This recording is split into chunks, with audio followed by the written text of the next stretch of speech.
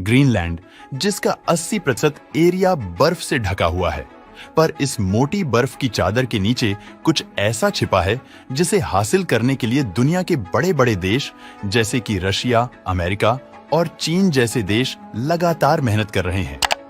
यहां तक कि अमेरिका ने डेनमार्क, जो ग्रीनलैंड को कंट्रोल करता है, उसे भी खरीदने की कोशिश करी है। दरअसल ग्रीनलैंड में जो खजाना छिपा है उसकी कीमत अमेरिका के कुल जीडीपी से भी कई गुना ज्यादा है।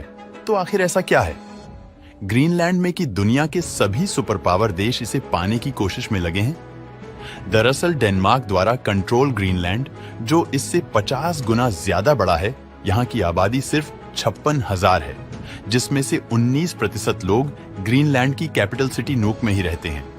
पर यहाँ की आबादी इतनी कम होने का मेन रीजन है एक्सट्रीम वेदर कंडीशन, टेम्परेचर और खाने की कमी, क्योंकि ग्रीनलैंड का 70% हिस्सा उत्तर में आर्कटिक सर्किल रीजन में बसा है, जहां सूरज की रोशनी काफी कम मात्रा में पहुंचती है। इसीलिए ये जगह बेहद ही ठंडी रहती है। पर गल्फ स्ट्रीम से आने वाली गर्म हवाएं ग्रीनलैंड की साउथर्न एरिया को ज्यादा गर्म रखती है। इसके चलते ग्रीनलैंड के बड़े शहर इसी एरिया में बसे हैं।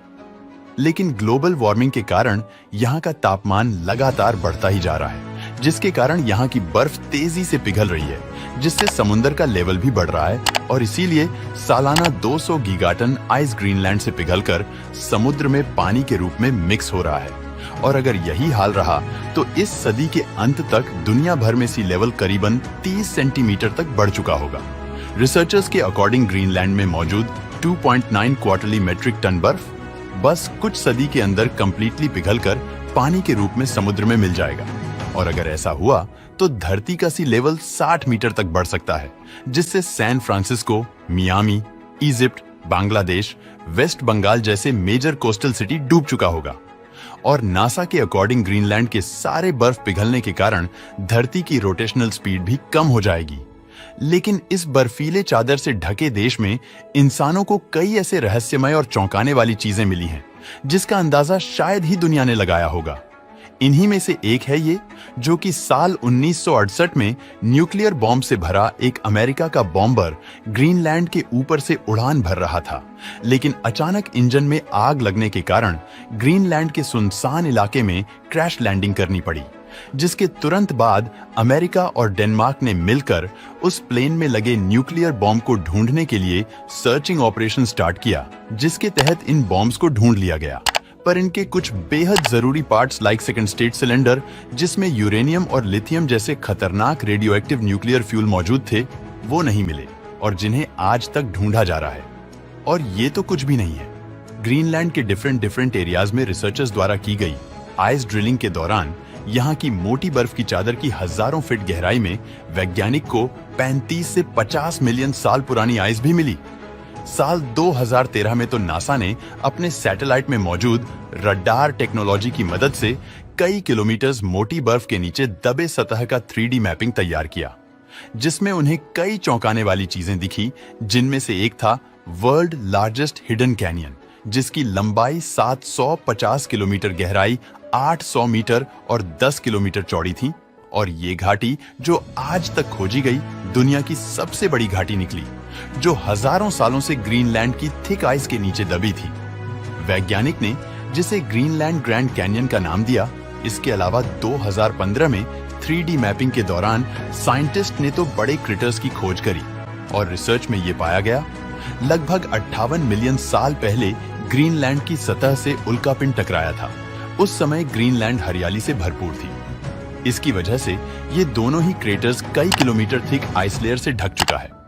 पहला क्रेटर 31 किलोमीटर चौड़ा है, जो ग्रीनलैंड के ग्लेशियर के नीचे है, तो वही दूसरा 36 किलोमीटर चौड़ा क्रेटर इससे 187 किलोमीटर दूर स्थित है।